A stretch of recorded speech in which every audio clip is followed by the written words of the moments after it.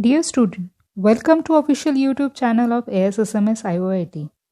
I am Harshada Magar, Assistant Professor from ENTC Department, will help you to solve some numerical from the subject Digital Signal Processing.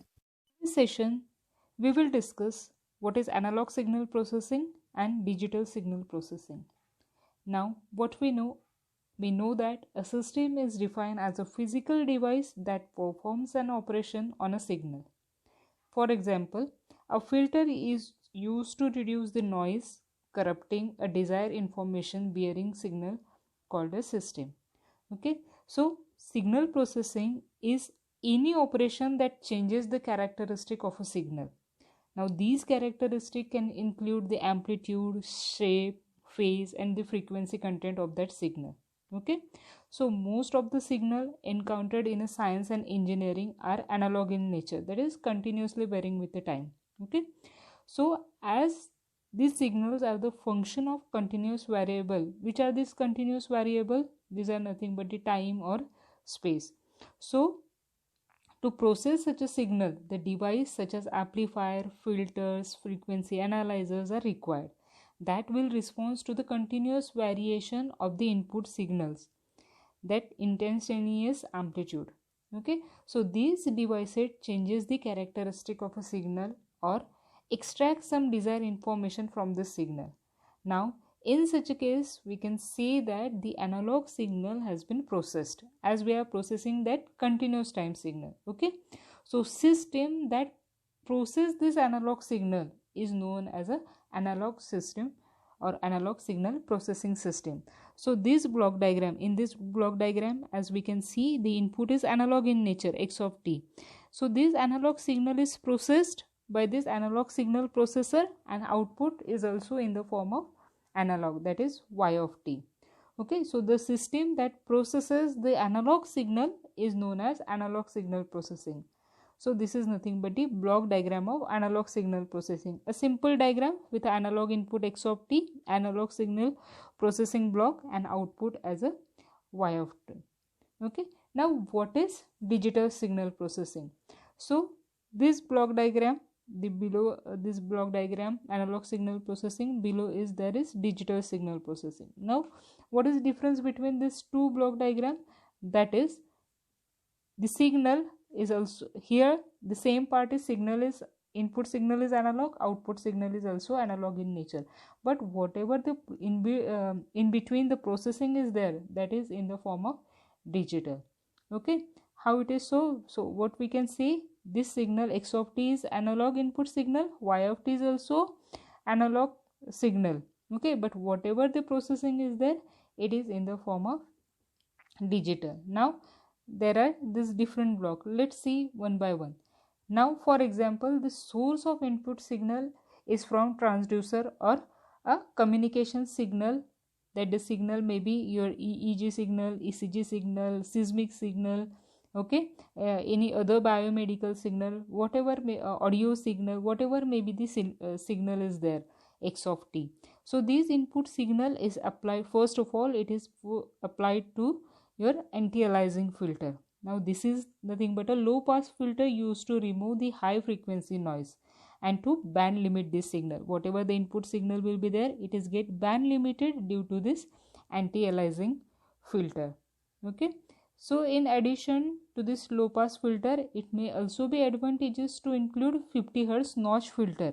Why 50 Hz notch filter? If there is a any biomedical signal which is having very low value, most of the time what happened, that due to the power line frequency or power line component, this 50 Hz frequency may interfere.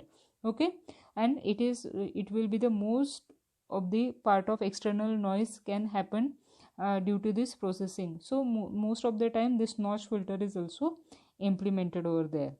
The amplifier may be used to bring the signal up to the voltage range that is required by the input of analog to digital conversion unit. Most of the time this signal, it is not sufficient to drive this unit, so most of the time some amplifiers are also included in this block diagram. Now after the anti-aliasing filter, the sample and hold device provide the input to this ADC and will be required if the input signal must remain relatively constant during this conversion of analog signal to digital format. Now the output of sample and hold circuit serves as an input to ADC. The output of ADC is n-bit binary number depending on the value of analog signal at its input. Okay, so the ADC input signal is limited to range of either 0 to plus 10 volt if unipolar and minus 5 to plus 5 volt if bipolar. Now the preceding amplifier provided a signal in this range. Now once it is converted to digital form, the signal can be processed using digital technique. Okay, so the digital signal processor may be a large programmable digital computer or a microprocessor programmed to perform the desired operation on the input signal. So whatever operation we have to perform on this digital signal, it is performed by using this digital signal processor, and it is pre-programmed for that operation. Now as it is processed by using this digital signal processor, then it is given to DAC, digital to analog converter. The output of DAC is a continuous, but it is not smooth, so the signal contain many unwanted high frequency component also. So to eliminate this high frequency component, the output of DAC is applied to reconstruction filter.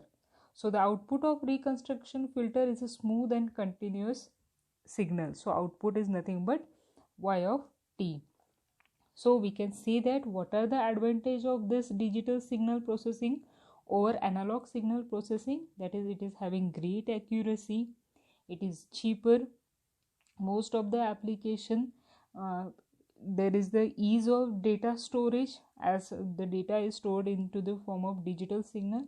The implementation of a sophisticated algorithms are there, flexibility in the configuration, application of VLF signal can be possible, and time sharing can be possible by using this digital signal processing. So there are some limitations also. So what are the limitations of digital signal processing? That is system complexity.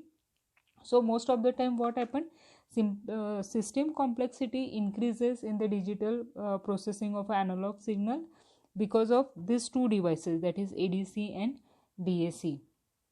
Okay, so the second limitation can be bandwidth limited by the sampling rate. So as there is a sample and hold circuit, so it may pose a bandwidth limitation for this sampling rate and the power consumption. So what we know, in analog signal processing, it can be implemented by using a passive circuit element such as inductor, capacitor, resistor, and that do not need much power, wherein DSP chip, it containing over more than 4 lakh transistor which dissipates more power. So these are some limitations of digital signal processing.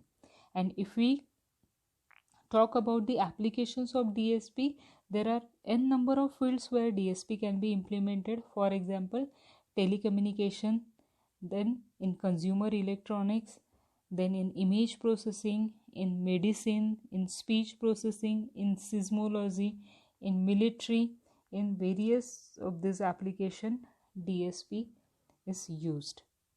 So these are all the advantage, limitations, applications, and block diagram explanation of digital signal processing. Thank you.